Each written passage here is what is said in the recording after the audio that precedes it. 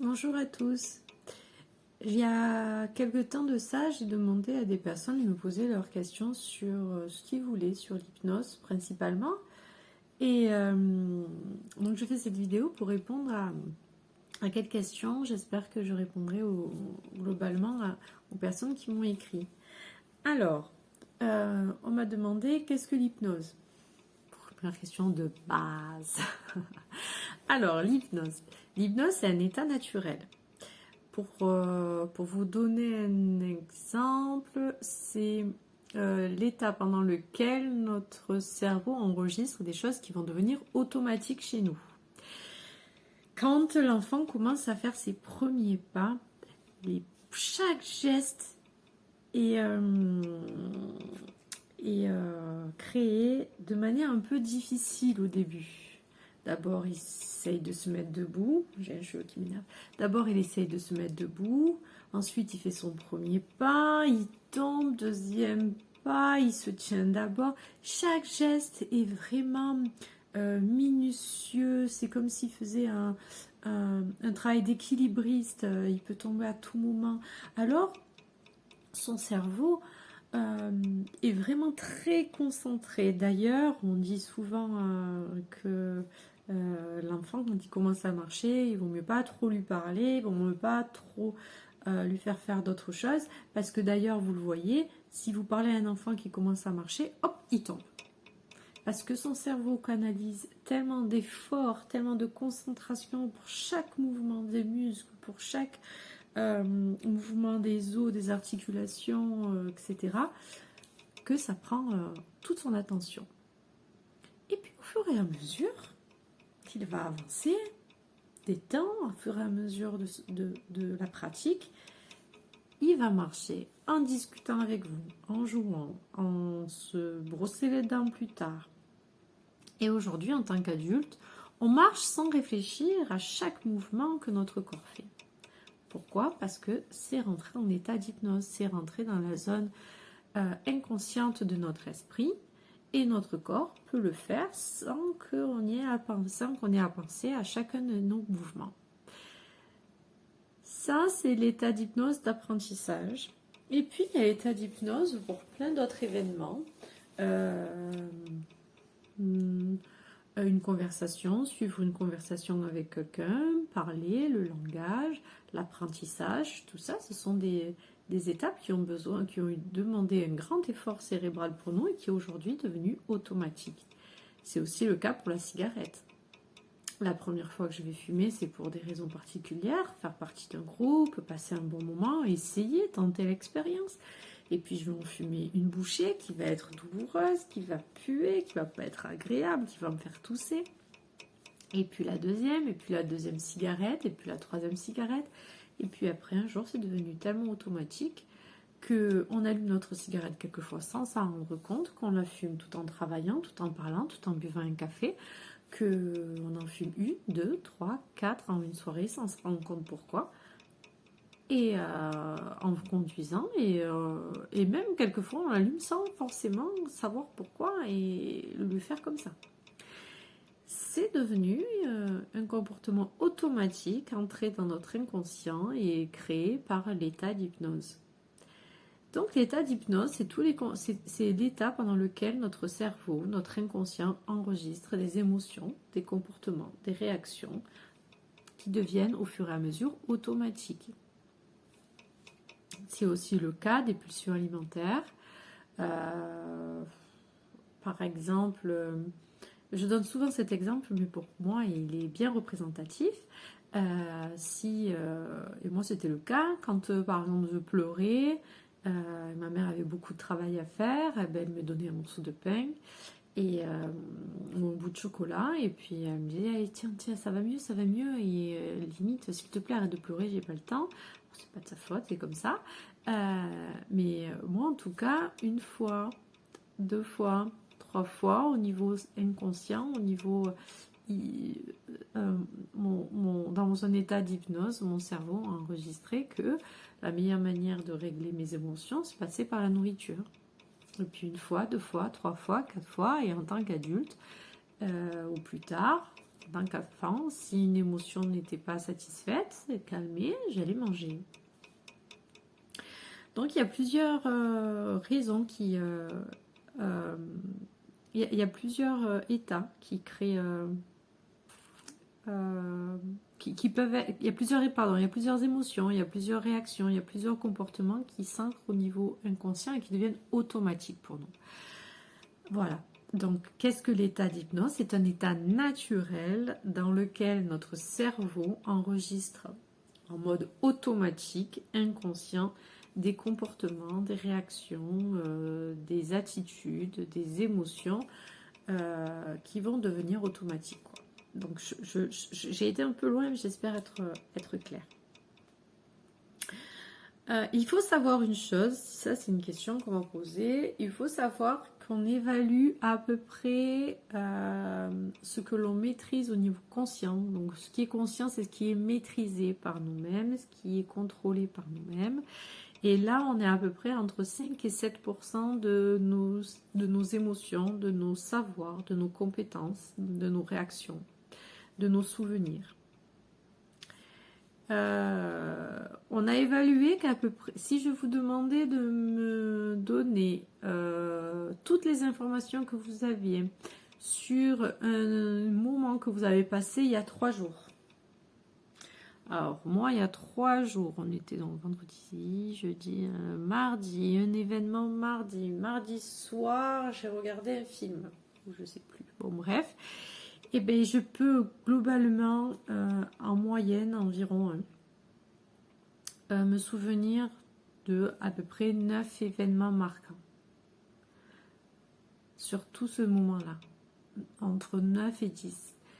Si je vous demande, vous, de me donner des informations sur un moment, il y a 3-4 jours, c'est à peu près pareil. En moyenne, on se souvient consciemment d'à peu près une dizaine d'informations à chaque événement. Alors qu'inconsciemment, on en a récupéré des centaines. Parce que rentre en hypnose, rentre au niveau inconscient, rentre au niveau automatique, tout le reste. Donc tout ce qui n'est pas contrôlable, tout ce qui n'est pas contrôlé, tout ce qui n'est pas conscientisé est dans l'inconscient. Et là, on évalue que 95 à 93% des infos que l'on a sont inconsciente, donc automatique. Et c'est là que se jouent les bienfaits de l'hypnose. Pourquoi? Parce que l'hypnose est un état naturel qui permet d'enregistrer tout ce qui est inconscient. C'est aussi un état naturel qui permet de reprendre le contrôle de tout ce qui est inconscient. En reprenant le contrôle de tout ce qui est dans la zone inconsciente de notre esprit, on le remet dans la zone consciente et là on peut le maîtriser. Donc c'est pour ça qu'arrêter de fumer par hypnose est si facile. C'est pour ça que se libérer d'habitude par hypnose est si facile. Se libérer de peur, c'est facile. Se libérer de traumatisme, c'est facile. Je vais vous donner un exemple. Il aime bien celui-là. Imaginons que vous rentrez dans une petite librairie, à une grande rue d'une grande ville, d'un village si vous voulez. Vous rentrez, cling cling, j'entends même les cloches. Vous rentrez et là vous observez les livres qui vous sont proposés dans la librairie. Il y en a quelques-uns. Il y en a quelques-uns qui vous sont proposés même en façade. Dans des étagères, c'est très joli, l'ambiance est calme, c'est plutôt sympa. Et là, vous vous rendez compte qu'il y a une petite porte. Vous l'ouvrez, vous y pénétrez et vous découvrez une zone tellement immense qu'on ne voit pas le bout. Là, j'écarte les bras. Une zone tellement immense que vous ne voyez pas le bout. Des rangées de livres, de livres, de livres. Ça ne s'arrête pas. Bienvenue dans votre inconscient. Et la petite salle derrière par laquelle vous rentrez si facilement, c'est le conscient.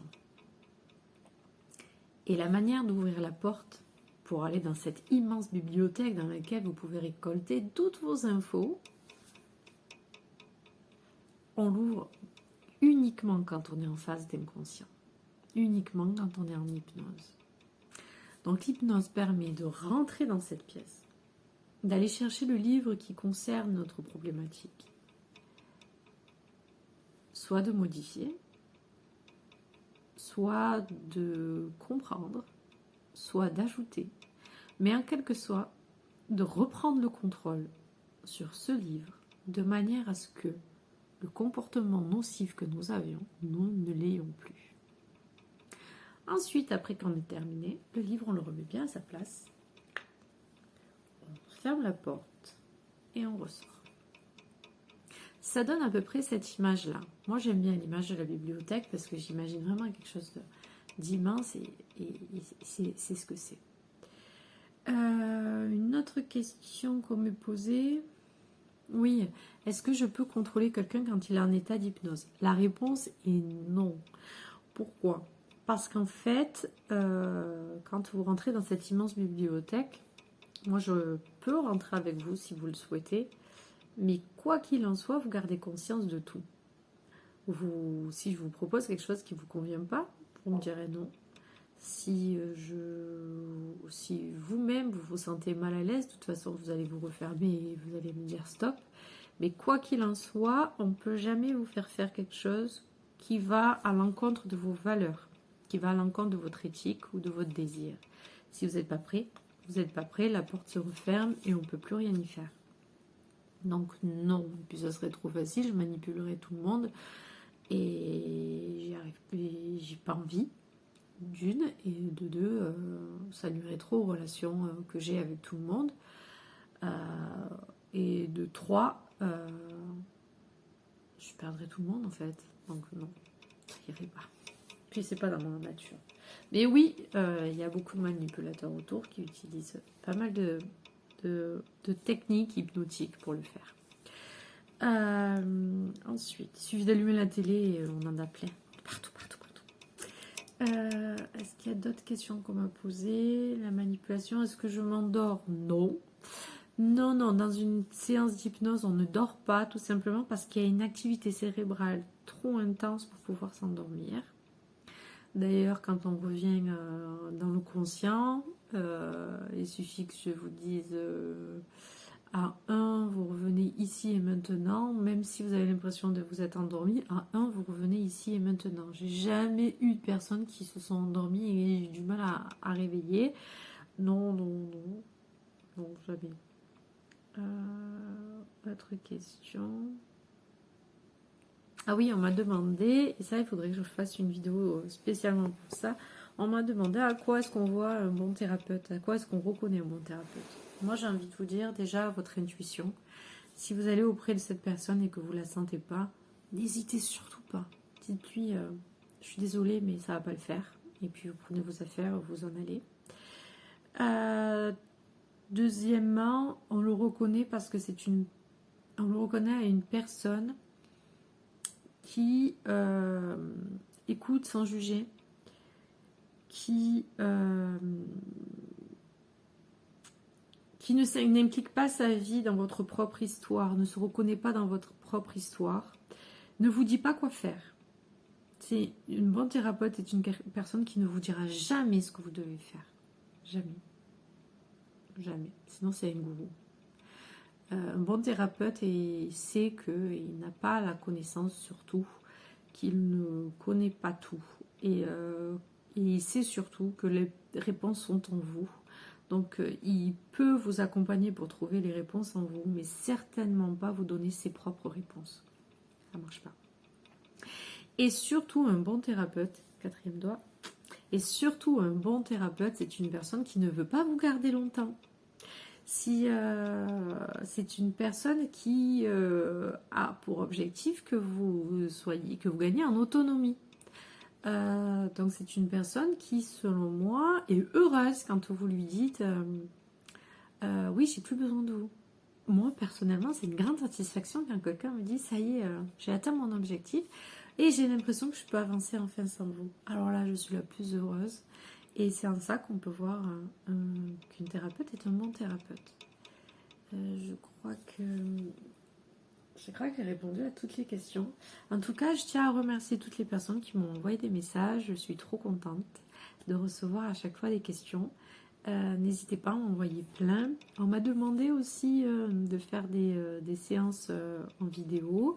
Alors la prochaine séance que je vais faire, c'est pour des personnes anxieuses. Je vais leur proposer, je vais faire une séance qu'ils pourront faire régulièrement et j'espère que ça pourra vous les aider. Je vous souhaite une super fin de journée et à très bientôt. Merci encore pour vos questions.